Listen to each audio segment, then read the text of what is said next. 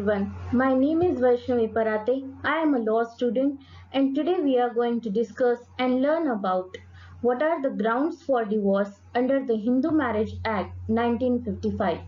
So let's start.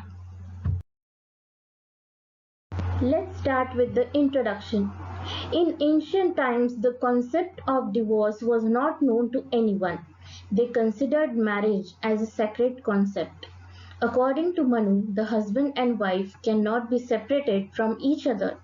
Their marital tie cannot be broken.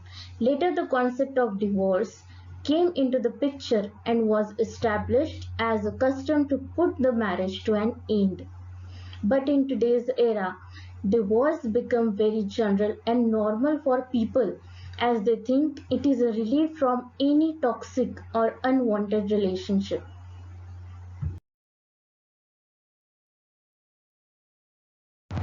Let's see what is divorce under the Hindu Marriage Act and how it is defined under this act. The Hindu Marriage Act is based on the fault theory in which any one of the aggrieved spouses under section 13 subsection 1 can approach the court of law and seek the remedy of divorce. Section 13 subsection 2 provides the grounds on which only the wife can approach the court of law and seek the remedy of divorce. In the Hindu Marriage Act, there are some provisions given regarding a valid divorce, that is, when the spouse can get a divorce or appeal for dissolution of marriage in a court of law. For the interest of society, the marriage or the marital relationship needs to be surrounded by every safeguard for the cause specified by law. Divorce is permitted only for a grave reason, otherwise given other alternatives.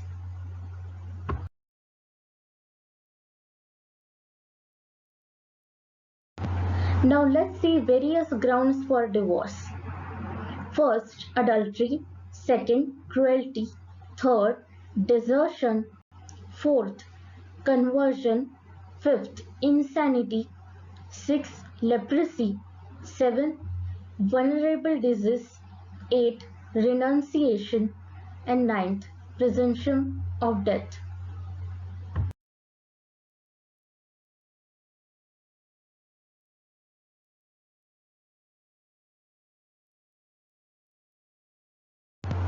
Now let's turn towards the definitions of these grounds one by one. So what is the adultery? The concept of adultery may not be considered as an offense in many countries, but as per the Hindu Marriage Act, in the matrimonial offense, adultery is considered as one of the most important grounds for seeking divorce. Adultery means the consensual and voluntary intercourse between a married person with another person, married or unmarried, of the opposite sex. Even the intercourse between the husband and his second wife, that is, if their marriage is considered under bigamy, the person is liable for adultery. There are some essentials which define adultery. 1. One of the spouses involved in intercourse with another person, married or unmarried, of the opposite sex. Intercourse should be voluntary and consensual. At the time of the act, the marriage was subsisting. There must be sufficient circumstantial evidence to prove the liability of another spouse. Let's turn towards the second round, which is cruelty. The concept of cruelty includes mental as well as physical cruelty. Physical cruelty means when one spouse beats or causes any bodily injury to the other spouse. But the concept of mental cruelty was added as the spouse can also be mentally tortured by the other spouse. Mental cruelty is a lack of kindness which adversely affects the health of the person.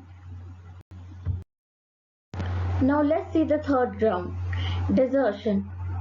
Desertion means the permanent abandonment of one spouse by the other without any reasonable justification and without his consent.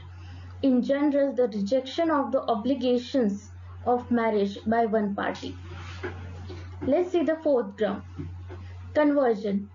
If one of the spouses converts his religion to any other religion without the consent of the other spouse, then the other spouse can approach the court and seek the remedy of divorce.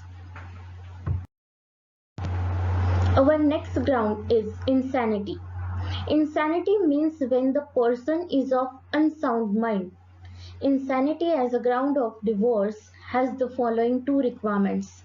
First, the respondent has been incurably of unsound mind, and second, the respondent has been suffering continuously or intermittently from a mental disorder of such a kind and to such an extent that the petitioner cannot reasonably be expected to live with the respondent.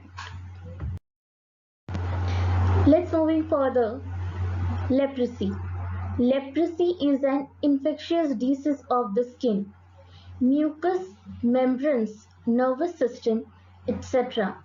These diseases is transmitted from one person to another. Thus, it is considered as the valid ground for divorce. Vulnerable disease.